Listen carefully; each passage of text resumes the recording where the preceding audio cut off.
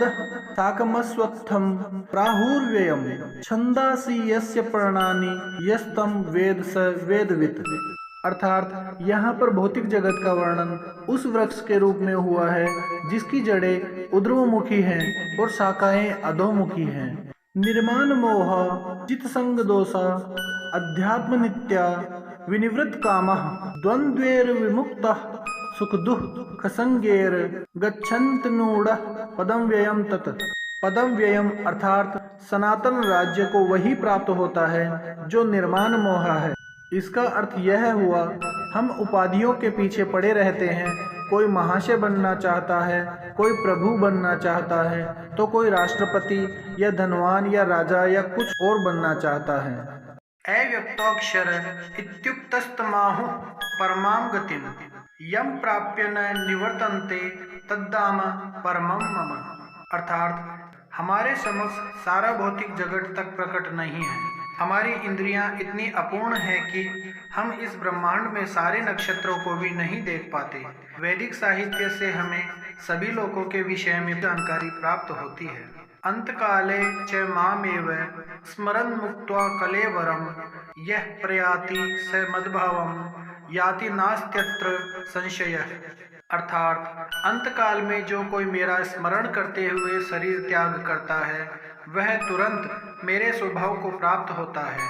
मनुष्य को चाहिए कि वह कृष्ण के स्वरूप का स्मरण करे तो वह भगवद्धाम को प्राप्त होता है। यम यम वापि स्मरन् भावं त्यजन्ते कलेवरम तम तमेवेति कौन्तेय सदा तद्भाव भावितः। अर्थात अपने इस शरीर को त्यागते समय मनुष्य जिस जिस भाव का स्मरण करता है वह अगले जन्म में उस भाव को निश्चित से प्राप्त होता है, क्योंकि भौतिक प्रकृति परमेश्वर की एक शक्ति का प्रदर्शन है। विष्णु शक्ति परा प्रोक्ता क्षेत्रज्ञाख्या तथा परा अविद्या कर्म संज्ञान्या तृतीया शक्ति ऋष्यते। अर्थात परमेश्वर की शक्तियां विविध तथा असंख्य हैं, लेकिन बड़े बड़े विद्वान मुनियों या मुक्तात्माओं ने इन्हीं शक्तियों का अध्ययन करके इन्हें 3 भागों में बांटा है। प्रथम शक्ति आध्यात्म है तथा अन्य शक्तियां भौतिक शक्तियां हैं। माया मुग्ध जीवेर नाही स्वतः कृष्ण ज्ञान जीवेरे कृपाय कैला कृष्ण वेद पुराण। अर्थात भुलक्कड़ जीवों या बद्ध जीवों ने परमेश्वर के साथ अपने संबंध को भुला दिया है। इनकी चिंतन शक्ति को आध्यात्मिक आकाश की ओर मोड़ने के लिए ही कृष्ण द्वैपायन व्यास ने प्रचुर वैदिक साहित्य प्रदान किया है। तस्मात् सर्वेषु कालेषु मामनुस्मर युद्ध च मय्यर्पित मनो बुद्धिर्मा मे वैशस्य संशयः। इसलिए हे अर्जुन, तुम कृष्ण के रूप में मेरा सदैव चिंतन करो और साथ ही अपने युद्ध कर्म करते रहो। अपने कर्मों को मुझे अर्पित करके तुम मुझे निश्चित ही प्राप्त कर सकोगे। योऽयं योगस्त्वया प्रोक्तः साम्येन मधुसूदन एतस्याहं न पश्यामि चंचलत्वात् स्थितिं स्थिराम्। अर्थात अर्जुन ने कहा, हे मधुसूदन, आपने जिस योग पद्धति का संक्षेप में वर्णन किया है वह मेरे लिए अव्यावहारिक तथा असह्य प्रतीत होती है, क्योंकि मेरा मन अस्थिर तथा चंचल है। योगी नाम अपि सर्वेषां मद्गतेनान्तरात्मना श्रद्धावान भजते यो मां स मे युक्त तमो मतः।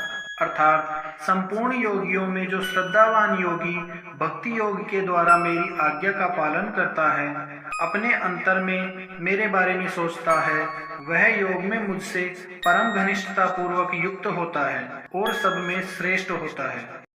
श्रवणम कीर्तनम विष्णु स्मरणम पाद सेवनम अर्चनम वंदम दास्यम संख्यमात्मनि वेदनम। अर्थात ये 9 विधियां हैं जिनमें स्वरूप सिद्ध व्यक्ति से भगवत गीता का श्रवण करना सबसे सुगम है। तब व्यक्ति भगवत चिंतन की ओर मुड़ेगा, इससे परमेश्वर का स्मरण होगा और शरीर छोड़ने पर आध्यात्मिक शरीर को प्राप्त होगा। अभ्यास योग युक्तेन चेतसा न्यायगामिना परमं पुरुषम दिव्यम याति पार्थानुचिंतथन। अर्थात हे अर्जुन, जो व्यक्ति पथ पर विचलित हुए बिना अपने मन को निरंतर मेरा स्मरण करने में व्यस्त रखता है और भगवान के रूप में मेरा ध्यान करता है, वह मुझको अवश्य प्राप्त होता है।